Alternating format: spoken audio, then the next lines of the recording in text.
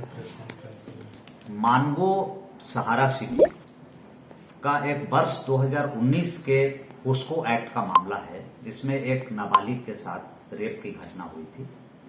और शुरू में प्राथमिकी में 3 लोगों का नाम था। जैसा आज समाचार पत्रों से पता चला, कल माननीय हाईकोर्ट के द्वारा जो उसमें 22 एक्यूज थे जिन पर की स्टे लगा हुआ था, उस स्टे को वैकेट कर दिया। अब वैकेट करने के बाद जो सिचुएशन आई है, जैसा हमें उस केस के एडवोकेट से और परिवार वालों से बात करने से पता चला कि उसमें कई बड़े रसूख वाले लोग एक्यूज हैं, जिनमें कि माननीय स्वास्थ्य मंत्री बन्ना जी के भाई हैं गुड्डू जी। इसके अलावा एक डीवाईएसपी रैंक का ऑफिसर है, एक थानेदार है।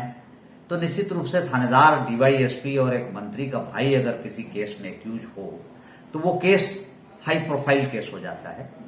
और इस केस में जो हमें जानकारी मिली कि माननीय उच्च न्यायालय के द्वारा इस मैटर को में जो स्टे लगा हुआ था वो खारिज करने के बाद अब लोअर कोर्ट इस केस का फिर से ट्रायल करेगा।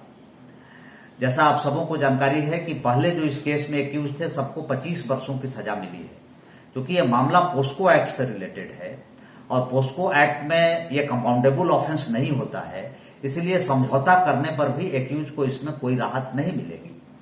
और चूंकि जैसा हमें पता चला कि एडवोकेट के द्वारा सीआरपीसी की धारा 319 के तहत इसमें प्रोटेस्ट पिटीशन डाला गया था कि पीड़िता ने जो 161 में बयान दिया है उसमें जितने लोगों का नाम लिया है उन सभी लोगों पर मुकदमा चलाई जाए।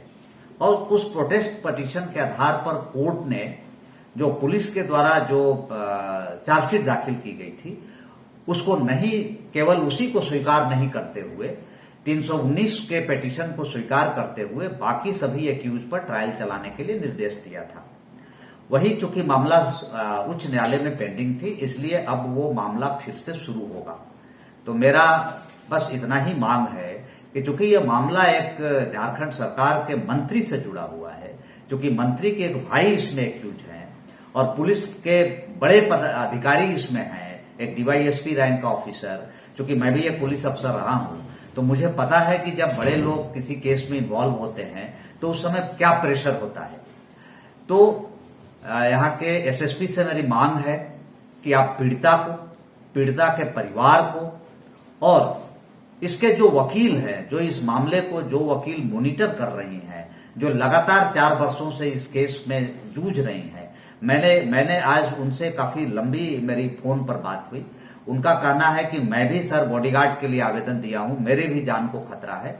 तो मेरा एसएसपी से मांग होगा कि उनको भी प्रोटेक्शन दें, ताकि किसी को भी न्याय मिलने के रास्ते में रुकावट नहीं आए और लोगों को लगे कि कानून के नजर में चाहे वो व्यक्ति कितना भी पावरफुल हो, कानून के नजर में सब लोग एक हैं और पीड़िता जो है वो स्वेच्छा से अपनी बयान कोर्ट में दे सके, इस केस का ट्रायल निष्पक्ष हो, यही मेरी मांग है।